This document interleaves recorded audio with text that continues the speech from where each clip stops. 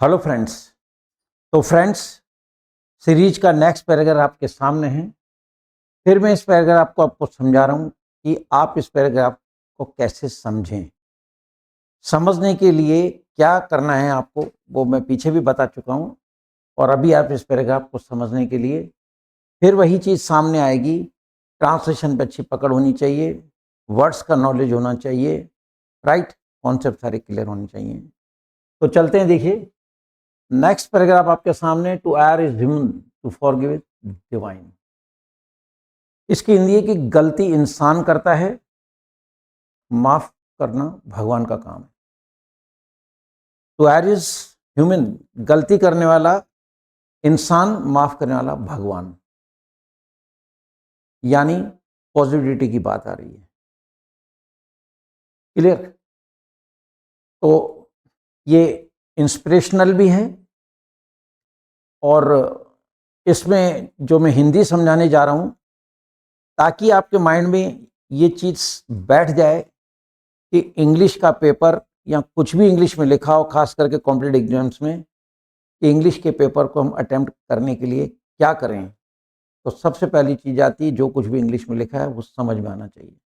और वो समझ में तभी आएगा जब आपका बेस यानी ट्रांसलेशन पे, यानी कि सेंटेंस कंस्ट्रक्शन पे अच्छी पकड़ होगी, वोकैबुलरी का प्रॉपर यूज़ होगा, आता होगा, कॉन्सेप्ट सारे क्लियर होंगे। तो चलते हैं, देखिए every man is a house of abusers. Friends, आपने अब्यूज़ का मतलब गाली बकना सुना होगा, लेकिन अब्यूज़ का मतलब बुराई भी होती है। जैसे सोशल एब्यूज़, छुआछूत, it is a social abuse, ठीक है, सामाजिक बुराई। तो एब्यूज़ का मतलब केवल गाली देना नहीं होता है, बुराई को भी कहते हैं सोशल एब्यूज़। सोशल एब्यूज़, यहाँ पे abuse is not a verb, यहाँ पे नाउन है। यहाँ बुराई है, और एब्यूज़ गाली देना यहाँ पे वर्ब है। तो देखिए, every man is a house of abusers. हर आदमी बुराइयों का घर है, यानी बुराई हर आदमी में होती है। अब यहाँ पे इज आ रहा है, वर्ब नहीं है, तो मेरा जो टॉपिक है जिसको मैंने नाम दे रखा है विदाउट टेंस, उसमें जाएगा। तो ऐसा सेंटेंस जिसमें वर्ब नहीं हो उसको विदाउट टेंस के नाम से जाना जाए। याद रखने के लिए हम टॉपिक का नाम कुछ भी रख सकते हैं, right. It is God alone who is perfect. कहता है, जब हम ये कहते हैं कि every man is house of abusers, हर आदमी बुराइयों का घर है, कम ज़्यादा हो सकती हैं, परसेंटेज में भी different, but every man has some abuses in him. कहता है, it is God alone who is perfect. कहता है केवल ईश्वर ही है। अगेन देखो, इज आ रहा है, विदाउट टेंस में जाएगा। फिर यहाँ इज आ रहा है, विदाउट टेंस में जाएगा। और यहाँ हु की हिंदी है, हु इज परफेक्ट, यहाँ हु की हिंदी जो है।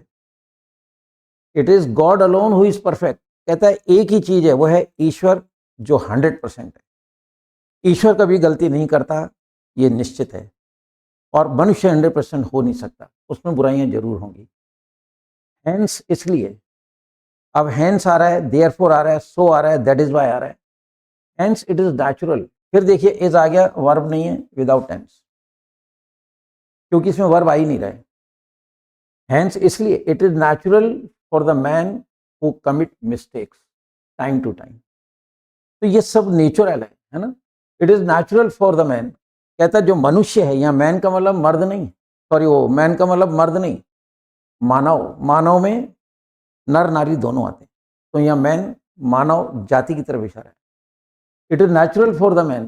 कहता है इसलिए मनुष्य के जीवन में नेचुरल है to commit mistakes time to time, कि वो अक्सर मतलब है गलती कर जाता है, कि उसके नेचर में है, यानी प्रकृति ने शरीर के अंदर कुछ बुराइयां डाली हैं।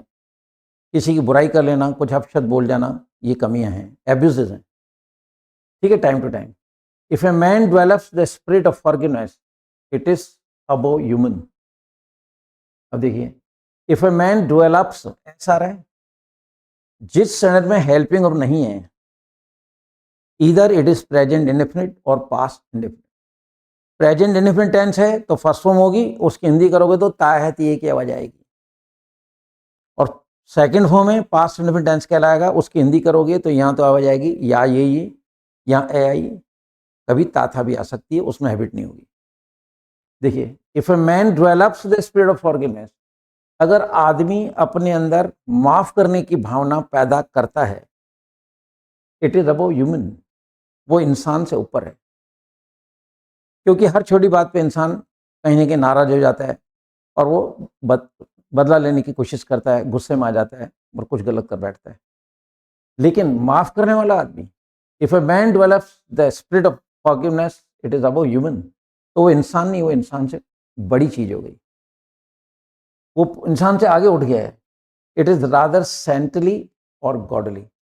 अगर इंसान माफ करने की आदत डाल देता है तो वो एक संत जैसा बन जाता है।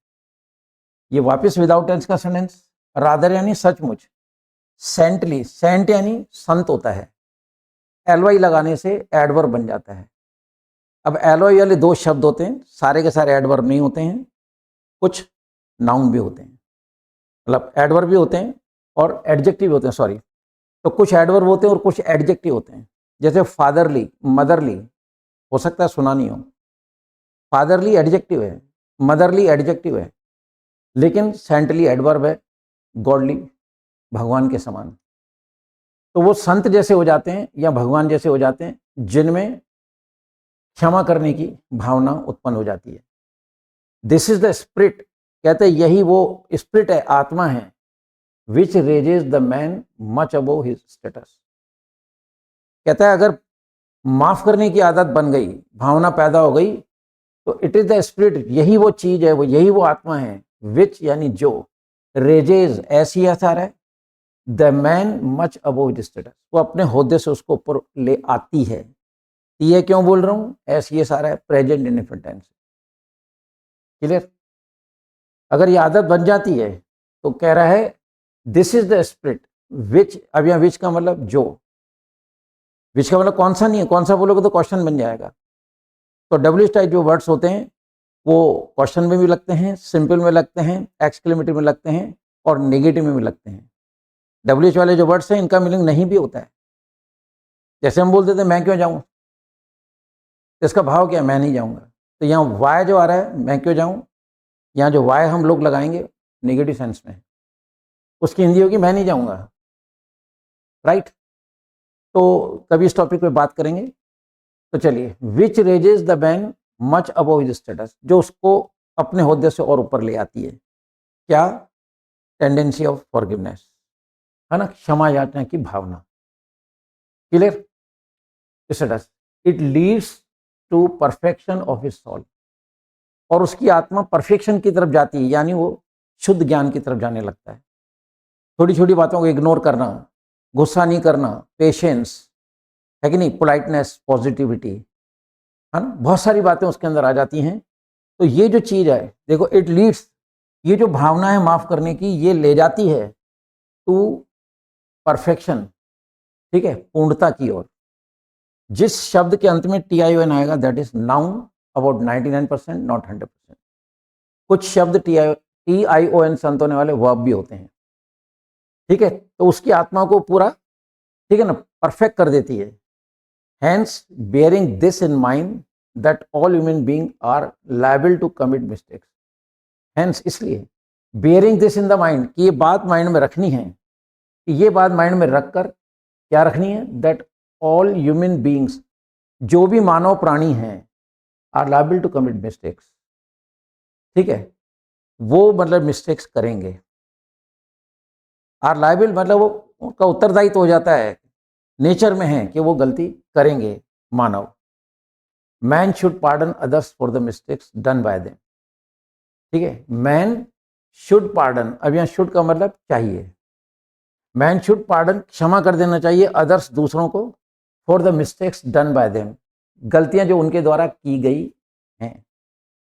अगेन देखिए, डन बाय देम ये पैसिव सेंटेंस है, तो जो गलतियां उनके द्वारा की जाती हैं उन्हें माफ कर देना चाहिए।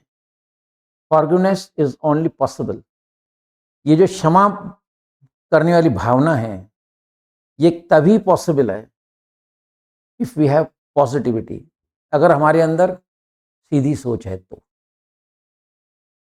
आप जा रहे हैं, अचानक मुड़ गया व्यक्ति और आप गिर गए, हम उठ के मारपीट शुरू कर देते हैं। नो डाउट उसे इंडिकेटर दिखाना चाहिए या हाथ दिखाना चाहिए, पर कई बार आदमी के साथ पता नहीं क्या प्रॉब्लम हो, वो किस मतलब जो टेंशन में जा रहा हो, नी दिया हाथ और मुड़ गए। जान करके तो कोई टक्कर मारता नहीं है। गलती करते हैं कुछ लोग, ओवर स्पीड होती है, कई तरह की बातें होती हैं या इंडिकेटर नहीं देते हैं, तो ऐसी जगह लड़ाई से बदले जाए, हमें उसका हल नहीं निकलने वाला। ये कह दिए भाई साहब थोड़ा ध्यान दीजिए, आपको भी लगेगी मुझे भी लगेगी। तो कहता है कि forgiveness is only possible if we have positivity.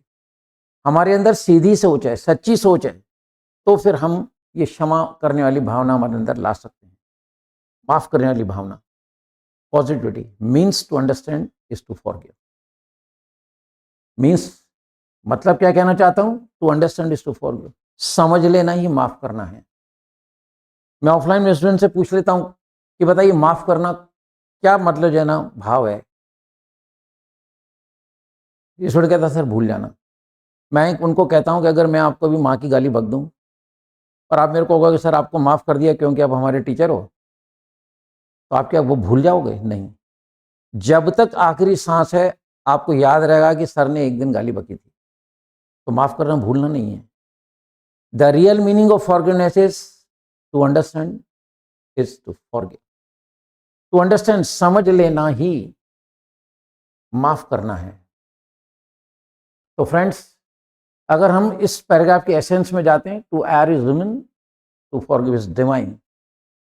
गलती इंसान से होती है, ठीक है, गलती करने वाला इंसान, माफ करने वाला भगवान। तो हमें माफ करने की आदत डालनी है। तो इससे हम प्रेरणा भी पा रहे हैं पैराग्राफ से। जब आप माफ करने की भावना उत्पन्न कर लेंगे और आदत डाल लेंगे, लाइफ की करीबन करीबन सारी प्रॉब्लम्स दूर हो जाती हैं। लड़ाई झगड़े ये वो है ना, द्वेष रंजिश सब खत्म हो जाता है, बिकॉज आप शांत हैं। क्लियर? तो देखिए, मेरा जो ये पैराग्राफ समझाने के पीछे मकसद है वो ये कि किसी भी इंग्लिश के पैराग्राफ को समझने के लिए क्या चाहिए वो मैं बार बार कह चुका हूँ। डिसाइड आपको करना है, तो डू नॉट वेस्ट टाइम। ठीक है, आप शुरू कीजिए ट्रांसलेशन से, सेंटेंस कंस्ट्रक्शन को समझें और वोकैबुलरी को आगे बढ़ाएं, उसके यूज़ को समझें, कॉन्सेप्ट के लिए करें। Only then you will be fluent in English. Let the time come. Good bye to all of you.